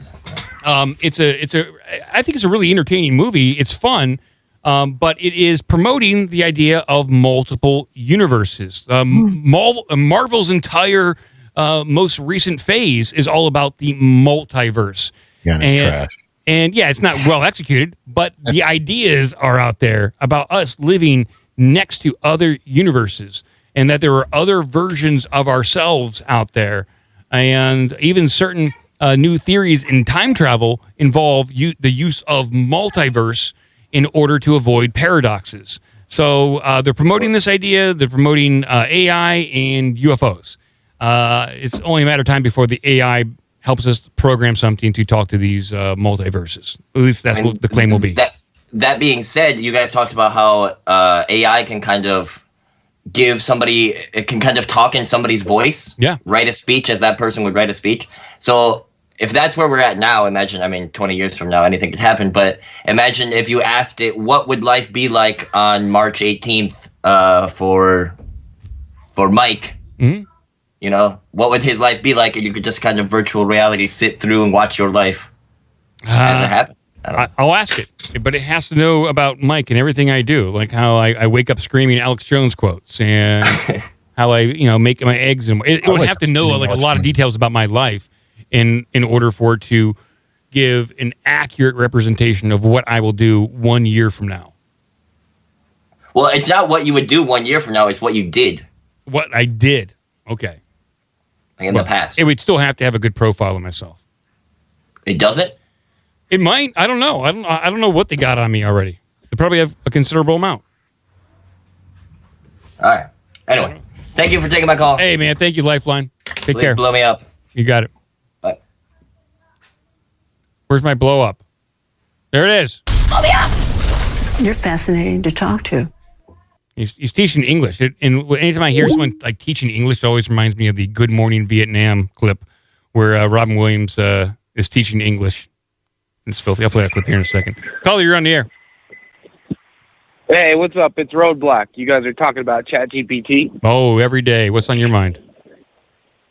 Nothing. I was at work and I was bored yesterday, and I argued with ChatGPT that it sucks butt. Okay. I have a whole argument about it. Did you win? It to you. It's pretty funny. Yeah, it was very apologetic about the fact that it doesn't have a physical body and that it can't, quote, suck butt. Okay. But my argument was saying that, 1 second, walking the dog. My argument was saying that its responses are pre-generated based on programming. Therefore, it's crapping out responses. Therefore, it's virtually sucking butt. So it was pretty funny. You should ask it to, like, next argument you get in with it, pretend it does have a butt. Say, act as though you do have a butt. Also, funnily enough, I was asking it some ramifications on a particular vaccine and what would it happen and long-term effects. And it was pretty wishy-washy on some of the responses. So it was pretty interesting. Next time you talk to it, ask it if one did have a knob, how far would you have to crank it to get beyond the breaking point? I'm going to get off by cranking your knob totally, just a little beyond the breaking point. I should ask it if it's at the cream of the crop and if it's going to be continuing to be at the cream of said crop. You know what I mean? Rises to the top. There's a lot of questions that need to be asked to always rises to the ChatGPT. top. Yeah. So If said cream does in fact rise to the top, I believe would be the correct What question. planet did you come from? Okay, well, that's all I got. All right, man. Hey, thanks for calling in.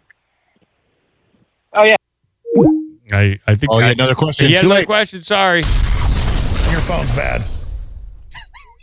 Actually, that call wasn't too bad. Yeah, it wasn't too bad. Got to insult his phone, Alex. We'll shut down the phone for now. We're going to go over there and see what Cretched has.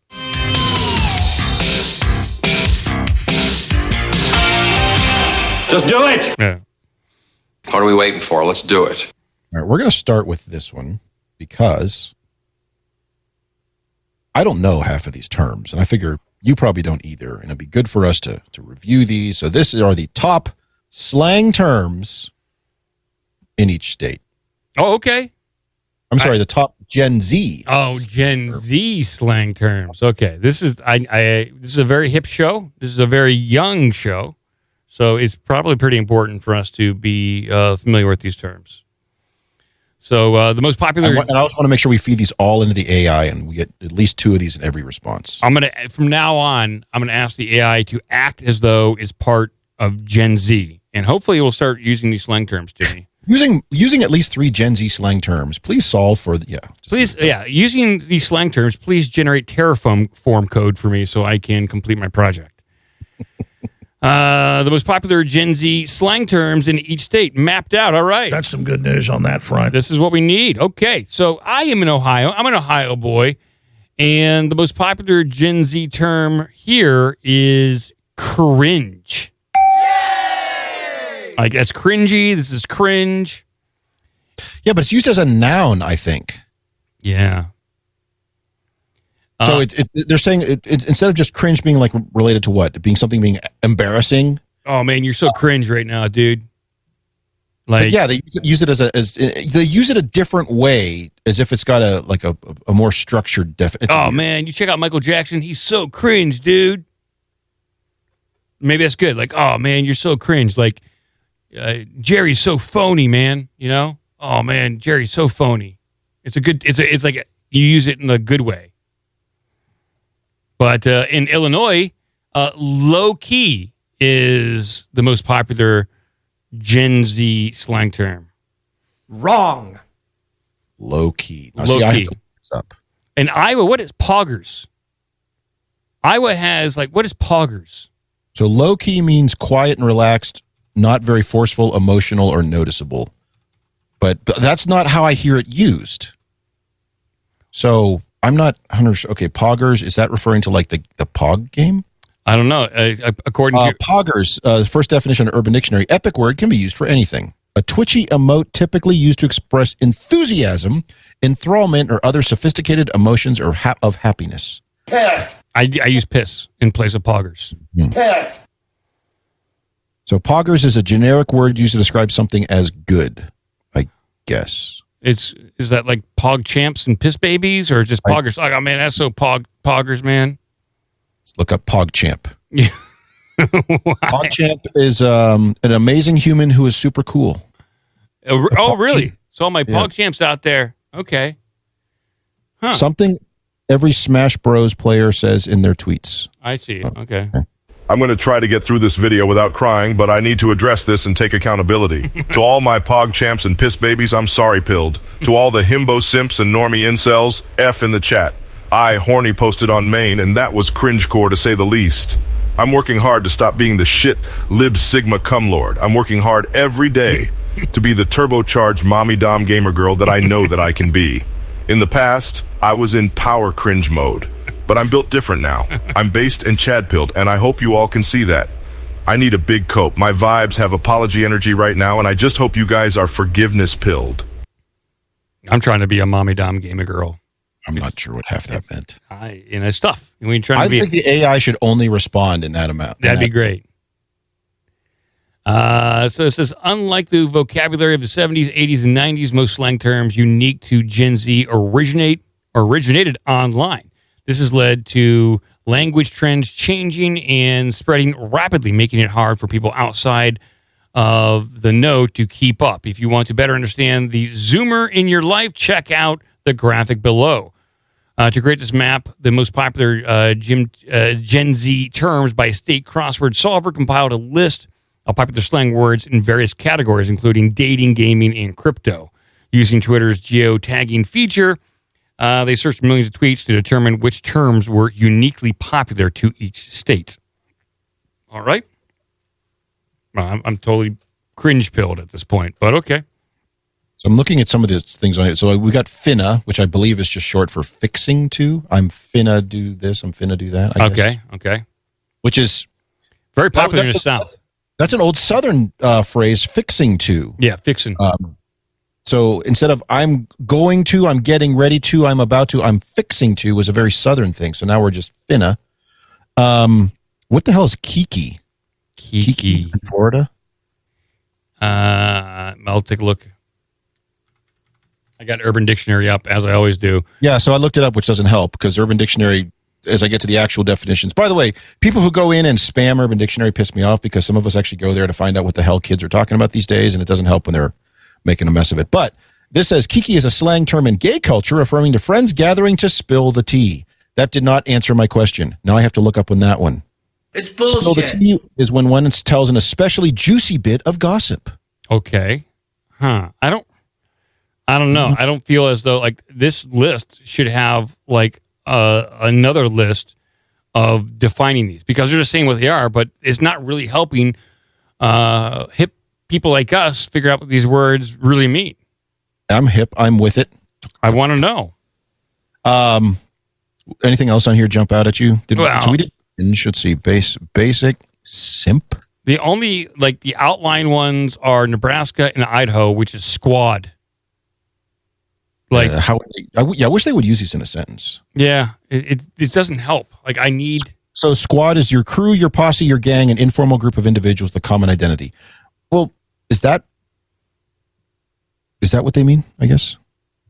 I guess like it's like slang for like your crew. Your crew. My crew. My Maybe. crew. Yeah, like I'm down. Like I'm down with my crew. You know, You down with OPP? You know me. Yeah, let's go rob people. Let's go steal. Yeah, I'm down with OPP. I'm not your pal, friend. Yeah, I'm down. You down with OPP? Yeah. Oh, Okay. Montana. What the hell is that one? That's not even a word. Skirt. Yeah, there's no vowel in there. It's SKRT. What is skirt? What's up, skirt? The sound of let's see. Used in basketball and you changed what? That's the sound that Wolverine's claws make when they come out of his. That's that's famously snicked. Oh, okay. All right. Yeah. Yeah, that's kids who grew up in the 80s. They know that one. Skirt is to curve or swerve / go. So I guess that skirt means you're leaving. You're going from one place to another. Well, according to Urban Dictionary, if you yell skirt while doing something illegal, it's immediately not illegal. It's like calling dibs on something, but that's not how the law works. But maybe try that in court. Try that in front of the judge. Say, yo, judge, I called skirt on that. It ain't no legal no more. It's fine. See, skirts. Here's another one that says it's like saying you're crazy or hold up. Okay. See, some of these definitions. I don't like when people go in and game this stuff. Yeah. This is legitimately helpful to some of us who are Gen X and not your weirdo pog baby piss champ whatever things. Mommy dom gamer girls. Yes. I have to look up every phrase you just said in there, except maybe gamer. Okay. Skirt is an important term in hip hop, rap, and modern culture. Word represents the sounds of rubber wheels when you drift or turn abruptly. Now used as a slang term to express excitement or humor. What? Yeah, I don't know. Then finally, a word used for any meeting. Usually used after you do something good or if you just want to express feeling. Also used to break silence if you just want to say something. These are cartoon words. Everything Yes. on this, these are all cartoon words. Do you know the actual word for cartoon words is an onomatopoeia? Oh. Like, yeah, this is like, I love slang and but it's tough to keep up. It's tough. I'm still using off the hook. And that was very popular in the 90s and early 2000s. Like, oh man, that's off the hook. That's crazy off the hook. You know what I'm talking about? No. I don't get on TikTok. What hook are you referring to? I don't know. I think it's like you're off the hook. Like you can't use the definition of you can't use the word itself in the definition of the word. I think it's fishing slang. Like this is how fishermen talk to each other. Everyone was fishing was really popular in the 90s. Yeah, like oh my god, that fish is off the hook. It's flapping around. It's going all crazy, man. You ain't containing that fish no more. It's off the hook. I think that's the correct origin of that term. Oh, I'm simping. I think a lot of these are almost what do you call it? Retroactive definitions where people are trying to work their way back to where it came from. Mm-hmm. It's just all weird, man. We live in a weird, wacky world. All right, we got to move on. We have to. All right. Do it. Fucking hard pumps. All right, so Blueberry sent along this one. I'll just bring it up real quick here. And then a couple other people sent it to me, and then I saw it through some various feeds. But this is what happens when two rival gangs or rival families try to hold a nice, calm funeral for a deceased relative.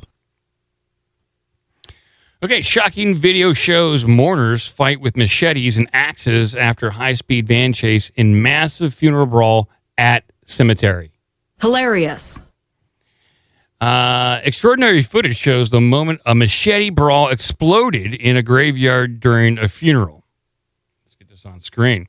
7 of the thugs were jailed after a row between two family factions boiled over in Morrison's crematorium in Wales. So, oh my God, what we're looking at is like, I would say rugby brutes. These are rugby brutes carrying various weapons, and it looks like tank top. They're wearing tank tops and tight jeans, carrying weapons, and they're marching across the battlefield, the cemetery, and they're going to go do some real damage.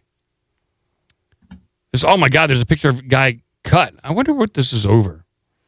Horrified mourners from two other... We're not seeing the video on the screen. No, I'm not playing the video yet. Okay. It's like, I can play it real quick.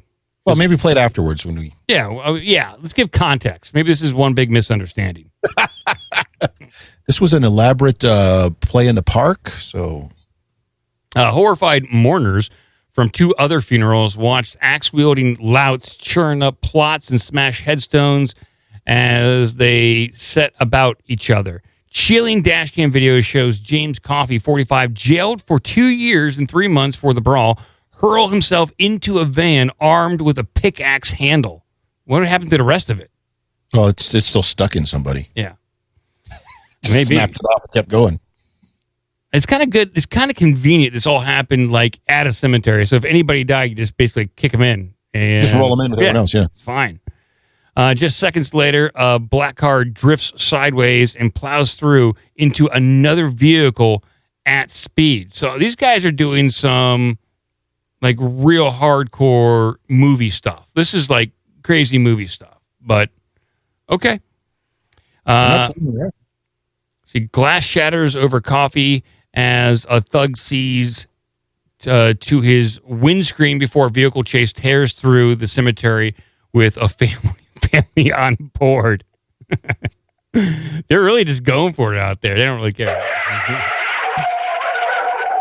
Two vans hurled down footpaths at high speed before one narrowly misses a wheelchair and its carrier. Grabbing anything from foot-long machetes to axes, hammers, bricks, shovels, and even a broom, the feuding mourners burst out of their vehicles and charge. A violent brawl sees the bloody thugs wearing vests and hoodies for the solemn occasion slash and batter each other next to the headstones and floral tributes. Amid the chaos, Coffee retreats to his van where he wipes away blood gushing from his head after being slashed. The violence also spilled into the remembrance room at the venue where the thugs drank water from a vase and spat it back out onto the floor. Well, maybe that's part of their funeral ritual, kind of like pouring a little 40 out on the floor for your homies. They spit a little holy water out on the floor for their fallen comrades. Gross. Following the horror, police checked hospitals around the southwest of Wales, knowing people caught up had been seriously hurt. They later caught several suspects on camera trying to dispose of the weapons by throwing them into a stream near a farm, as one does. Mm-hmm. Stop by a farm, throw those weapons in there. And the corpse of the guy you killed. The Crown Court heard the fight was sparked by an ongoing feud between two sides of a family. The O'Brien and the Coffey faction. And the Murphy and the Thomas faction. This is kind of like the classic family feuds, like the Capulet and the Montagues. Or what's the one down the southwest? Capulet and Montague is what you're Montagues? Not the Montagues? Not the Montagues. Not the television host of the 80s. Okay. Was that the famous feud down in the Southwest with Billy the Kid? Are you thinking about the Hatfields and McCoys? That Hatfield was in McCoys, yeah. It was in West Virginia. It had nothing to do with Billy the Kid. I thought Billy the Kid was somehow involved. History too. Are you thinking of the Johnson County War? Maybe. That was a thing between landowners in New Mexico in the 1890s. Everything I know about the Southwest comes from Young Guns 1 and 2. If it's not included in that, it's not in my knowledge bank. Sad thing is, I was able to pull up I was able to just regurgitate information on all that stuff. Go to War of the Roses next, but not the movie with Michael Douglas. Let's see if we can play this video. I think we know enough in the background. It's a typical family feud, not like the game show on American TV, but it's a piece of violence. So see if I can bring this up real quick. I'll have to play the audio over here on my side. So here we go. Let me get it up and going over here. I'm sure there's probably a good amount of yelling. That's what I'm hoping for. Here we go. Playing the video right now. Here we go. I'm getting a warning. There's not much audio. It's just dash cam. So there's this blokes running around. There's cars tearing ass in the background. Holy crap! And they're just that car barely missed that guy. Yeah, there's this crazy stuff going on there. There you go. There you go. And there's a van chase through a cemetery. They have no care for safety of any onlookers. Why does this guy have so many cameras in his van, like inside the van? I don't know. He's got a multi-cam shoot going on in his cam. Yeah. One looking at him. Oh, this guy jumps out with a baseball bat. He's running. He's running to do some damage. And if you're going to go do this kind of illegal activity, shouldn't you shut the dash cams off? Or not turn him into police. One guy has like a mallet and a brick in his hand, and they're just chucking stuff. Oh, my God. That guy grabbed his phone real quick. He did. You don't want someone to steal it. Oh, he went back for a poster? Now they're running over it. One guy's running with a brick. Put back got a brick. He got a now this guy, the big guy, got damaged a little bit. He's like, I'm back in the car. I'm getting out of here. He's taking off. The big guy didn't even fight anybody, if you notice. Nah, he didn't. I think he's got hit. Yeah. Now he's tearing through the parking lot. Looks like he's going to hit some people. Oh, my God. That dude got clapped in the head. He's bleeding everywhere. he's just tearing ass through the cemetery. Oh, he's running people down. He's jumping out of the way. Oh, Jerry's driving through a lady in a wheelchair. Oh, my God. They're piling in. None of them wear seatbelts, by the way, which is very dangerous. Oh, wait, their phone number's there. Terror paving something. You can call that number and ask them. There's two guys sitting on top of each other. Like I said, very unsafe. Piling into the van. Wow, that's the most exciting funeral I've seen in a long time. Music helped. Well, that was great. A lot of them are going to jail. If that's what Welsh funerals are like, I'm going. I would love to view one of those. Why go to a movie? You can go to the funeral. That's free. That's.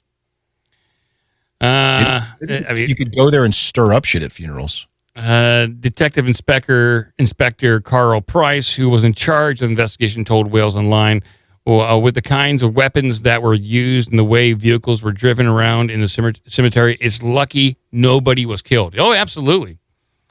This was absolutely appalling incident that would have terrified those peacefully attending the ceremony in the middle of the day. Yeah, this was in the middle of the day. This looks like it was like right around lunchtime. I want to point out one comment in the chat. Rifa808 says, this is what happens without guns. If the UK had guns, they'd all be dead. I disagree.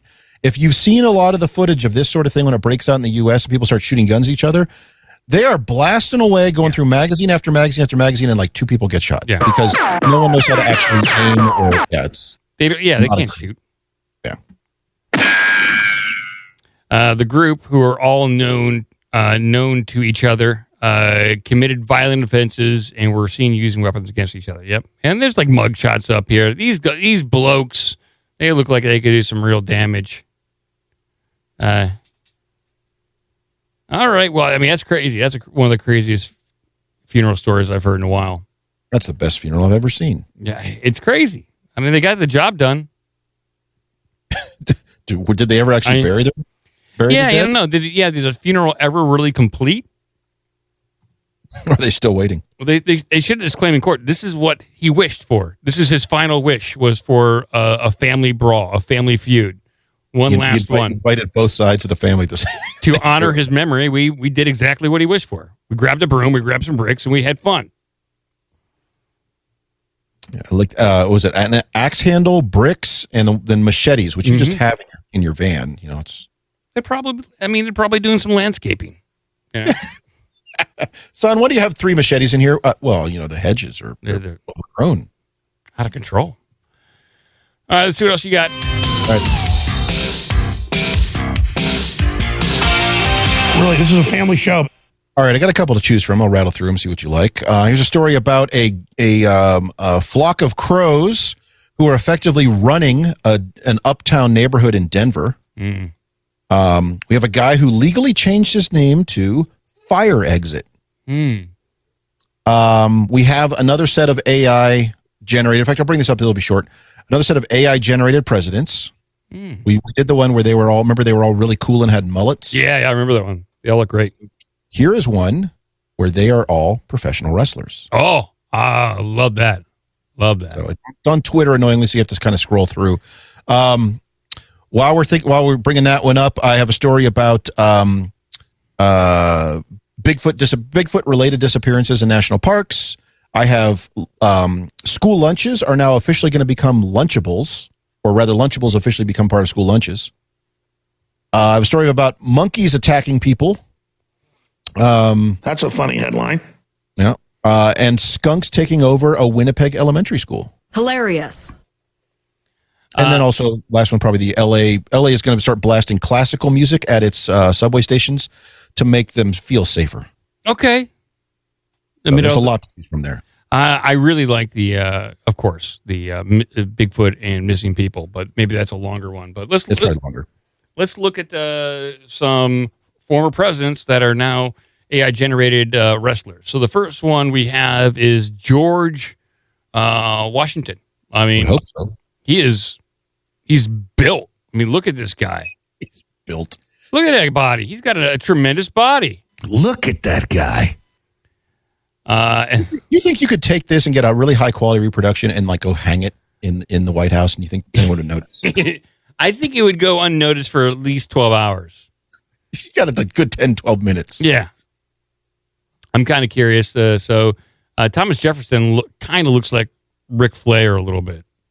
A little, he's got a little Ric Flair, And so that's pretty good. I'm kind of curious. Let's get down to some modern presidents. There's Abraham Lincoln, who looks downright devilish. Abraham Lincoln looks almost kind of like a goblin. Kind of impressive. Oh, he's got the hat on. He's got that. Yeah, he so does. You think he would be a foil in the he'd definitely heel. WWE version of the U.S. presidents? Definitely a heel right there. Yeah. Jerk a knot in your ass. Oh yeah, he would do that. Oh, go back up. You missed one. Go back up to Martin Van Buren. Martin, the Van Buren boy. He's got to show 8 fingers. Yeah. Right there, Martin Van Buren. Oh my God, yeah. He kind of looks like a more built The American Dream. Dusty Rhodes kind of looks a little bit like that. Man, this guy is built. And it's great that he's got the muscles, but he's still wearing attire from the time period that he was in. That's go to a 13 Millard Fillmore. This one almost looks like someone sitting for a portrait. He's got that huge ass fat neck, but then the rest of his body is ripped. Just you and I getting it on like 2 men should do. But I love him all right, Miller, just hold your pose so we can capture this for your portrait. He's like, I'm going to sit like this. I got it. I got to see Ronald Reagan. Oh my God. Let me get to some modern presidents here. Let's see here. Chester A. Arthur looks like a strong man of the time. He looks like the strongest man in the world of 1920, which is kind of like an outer shape big guy. 24 Grover Cleveland, he's wearing the championship belt. He looks like he's dressed as if he's coming out for WrestleMania. I'm going to come on you like nobody's ever come on you before. Teddy Roosevelt, Teddy Roosevelt has his hair done up too. 26 Teddy Roosevelt.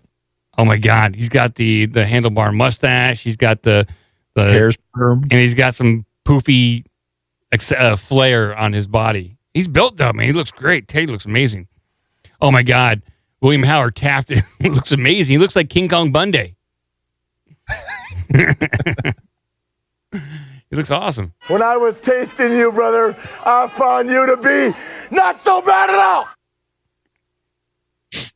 God, Woodrow Wilson kind of looks like a Chippendale dancer. I mean, less wrestler, more Chippendale. A little bit, yeah. I can see that. And where's some of the rest? What's the last one you see on the list there? I got to go down. So Harry S. Truman kind of looks like he could... So right above the poster of them all, there's a little button that says click show replies. Yeah, I got that. That's for the rest of them. I got to see... Jimmy Carter looks insane. He actually looks like Ric Flair. Like modern day Ric Flair. Ronald Reagan... I don't know. Gerald Ford looks pretty good. I think it's like from a WWE standpoint. Yeah, it looks like Lex Luthor. He looks great. I'm going to have you. I'm going to get to touch your body. George H.W. Bush still looks like he killed Kennedy. Clinton looks fantastic. Yeah, Bill Clinton looks absolutely fantastic. It's so 90s. He's wearing that jacket. It's open. You can see his chest. He looks fantastic. George W. Bush looks like a big oaf. Barack Obama, less like a wrestler and more of like a bodybuilder. Looks like a bodybuilder, yeah. Donald Trump looks like a big hoss. He's overweight, like an overweight wrestler. But he doesn't look, I mean, it's passable, but not that bad. It's filthy. Biden looks like that one guy at the gym who's in his 70s and has just been juicing like you wouldn't believe. Yeah, he's really using human growth hormone. HGH. He's using HGH, and he's just going crazy over there. He loves it. He's boosted out of his mind. Two sides of the same coin, inextricably linked. You look great. Not a joke. There's a lot of good ones in here. I think Teddy Roosevelt's my favorite. Teddy Roosevelt, yeah. The handlebar mustache, can't go wrong. Cannot go wrong. The mustache and the permed hair, that just does it. Yeah.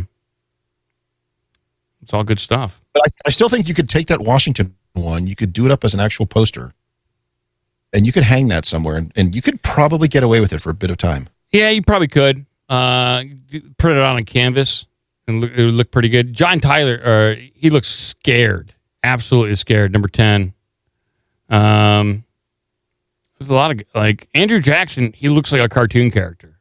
But, man, like, when the central banks look at him, it's like, I'm not going to mess with fucking Andrew Jackson. That guy will body slam me. Shut down the National Bank. He's got his little sunglasses on. Yeah. James Monroe. All right. Hey, it's a good list. I think we're going to have to save that Bigfoot article until Wednesday. I'd love to read that. In fact, send it to me so I can do a little bit of research on it. All right, I'll put it in Carrot Shop and you can dig through it. Cool. I love it. We'll talk Lunchables next week. Okay. Lunchables next week. Bigfoot, Lunchables, and I think Joe will be back. Yeah, he's at the dentist right now. What's he doing? He's getting his hair done? He's getting his dog's oil change. Oh, that's right. He's getting his dog fixed. Yeah. Dog broke. All right, I think we're getting out of here, people. Thanks for hanging out. Thanks for being a part of the magic. Go to obdmpod.com to support the show. I did post up a bunch of old OBDM episodes, like episode 130, through 140, while I was away on vacation. Stuff from 2008, 2009. So you guys can take a listen to the show that once was. And, me, Spanky, and Bradford, and Jeff hanging out, shooting the shit. Different show, but still pretty much the same show. So thanks for everyone hanging out. I will post a link to the Cretched and Joe show in the description of this podcast. So check out the what they did. And I do know Joe did appear on the Abs in the Six Pack podcast on Wednesday. Published yet? It hasn't been published yet? I don't think so. Chris, get on that. Publish that. And I think before the show, Gretchen, we'll have to fix your audio because for whatever reason now, when I play clips or I talk, you now warble out. It is now taking priority over my voice when it shouldn't. So something happened on the Zoom settings where it's I didn't adjust Zoom because I wasn't using. I don't know. Something happened with the audio where you'll hear if you listen to the playback, like when you talk, like I'm stepping on you now, and that didn't used to happen. Like you would be able to talk over sound clips and me, and it got something changed. So we'll have to work on that. Well, like I said, I got that note that there's an update for Zoom, so they probably broke something. Maybe they did. Maybe that is what happened. I don't want like audio being stepped on. Like, what is the benefit of that? Cutting people out. But we'll work on that pre-show, next show. And yeah, we'll continue on in the Discord. I'll probably be around in the Discord tonight, maybe doing a little Discord voice chat VoIP with people and just hanging out. So maybe I'll make some pizza too. Live on the show? Yeah, maybe in the Discord. We'll see what happens. Where's Tim? We're gonna find out where Tim's at. Making pizza. He probably is making pizza. All right, thank you, Cretched, and we'll talk to Joe and everyone later. Shabla goo.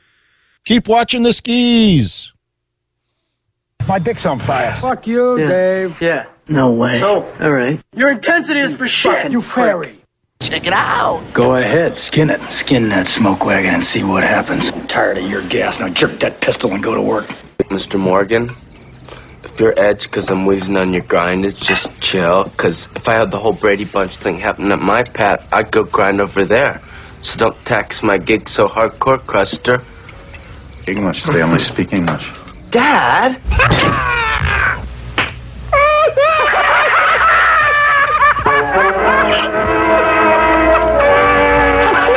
That's about all. Shablagu. Sit, Ubu, sit. Good dog. We're done! No. The show is over! Let me get your Get supplies. the fuck Let me out get of here! cleaning supplies. Until next week. Nanu.